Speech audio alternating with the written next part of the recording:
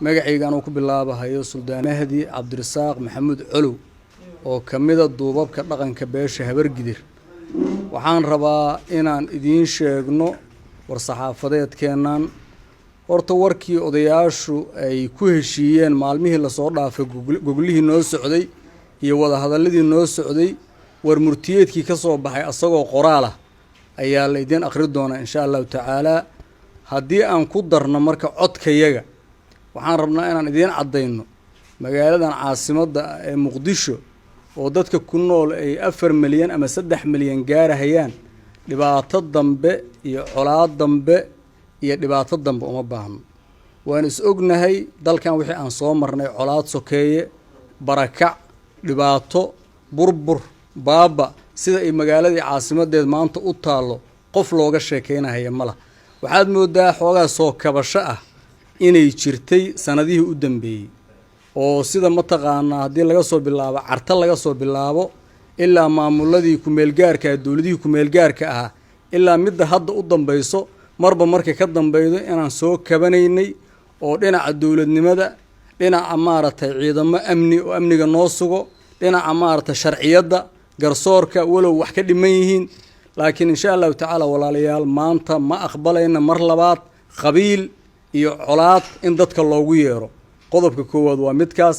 qodobka labaad waxaan rabnaa anagoo mas'uuliyiin inaan cadeyno inaanu raali ka nahay ku qanacsannahay garab taagannahay odayaashoodii aan nahay madaxweynaha jamhuuriyadda maxamed cabdullaahi farmaajo iyo ninka Mr. Roble Maxamed Xuseen Roble inay waqtigooda qaataan waqtigooda dhameystaan ummadda u adeegaan insha Allah taala inta waqtigooda ka dhiman kama aanan maqal wali waqti kororsi kama aanan maqal ilaa hadda kuma aanan arag mataqaan xoog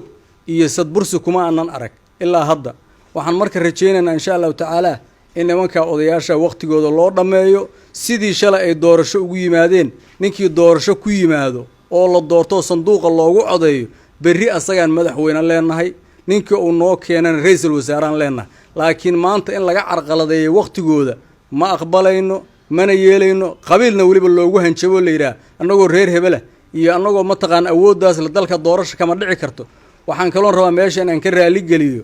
beelaha Soomaaliyeed iyo qabaa'ilka Soomaaliyeed meel kasta ay joogaan caasimadda Soomaaliya Muqdisho cid lagu handadi kara ma laha cid loogu dhaara kara ma laha waa caasimaddii Soomaaliya waa gogashii Soomaaliya waa hooyadii Soomaaliya qofna laguma takoori karo bal waxaan barabnaa Soomaaliya inaan midnimadeedii iyo isukeenkeedii ka shaqeyno walaalihii hore u jiraday in la keeno Soomaalinimo lagu keeno laakiin maanta qof in la fogeeyo ma aqbalayno Soomaaliyana ma aqbalayso insha Allah taala midda ugu dambeeyda waxaan rabaa gudoomiyaha gobolka Banaadir si qaas ah noo xukuma annaga haddana odayaasha gobolka Banaadir waxaan rabnaa inaan la shaqeyno garabkiisa istaagno oo magaaladan la nabadayno oo nabadeeda kala shaqeyno runtii magaaladu wax badan ayaa mataqaana runtii ay u baahan tahay amnigeeda ha noqoto dayaca ka muuqda ha noqoto insha Allah bulaacadahan biyaha meel kasta yaalo ha noqoto waxaan rajeynaynaa ra'iisul wasaaraha iyo madaxweyne farmaajo iyo gudoomiyaha gobolkuba magaaladan in la sii qurxiyo moogiye inaan gadaal loo celin haddii Ilaahay yiraahdo runtii hadda ififaalo wanaagsan ayaa ka muuqdo iyo dhismo iyo wadooyin meelaha qaar wadadaas afgooye aada iyo midaan kale oo jawhar sidii la sheegayay iyo insha Allah taala waqtigaas in looga faa'iideeyo magaaladana waa rajeynaynaa midda ugu dambeeyda hogaamiyaasha siyaasadda Soomaaliyeed ee ku shirsan xamar ayagana waxaan ka rajeynaynaa wax wanaagsan oo ummaddu ku faraxdo oo ummaddu ku qanacdo oo ummaddu raali ka noqoto inay ka soo baxaan ma rajeynayno maadaama ayaguba han madaxweyne ay leeyihiin oo han dawladnimo ay leeyihiin kullee ayaguna maanta inay wax wanaagsan soo saaraan ayaan ka rajeynaynaa dagaal iyo fowdo ka rajeymayna haddii Ilaahay yiraahdo waxaan rabnaa meeshan baarlamaanka Soomaaliya ugu soo horeeyo wax la doorto in baarlamaankaas si xalaal loo doorto insha Allah taala isbedel waa imaanaya shakhsi hadda kursiga ku fadhiyo qof kale kursiga waa ku fadhiisan kara mushkilana ma laha ma taqaana insha Allah taala midda cabashada ah oo tabashada ah gudiyada xoogaa laga eed sheeganay wixii qalqal ku jira gudiyada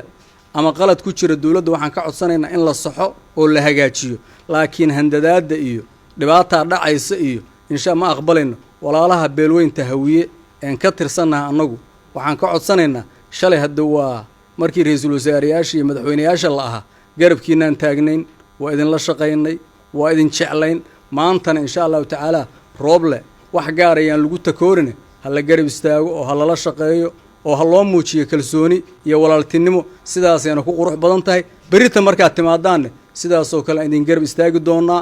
cun iyo cab ku fiican tahay iyo walaaltinimo aad iyo aad u mahadsantiin wabillahi tawfiiq salaamu calaykum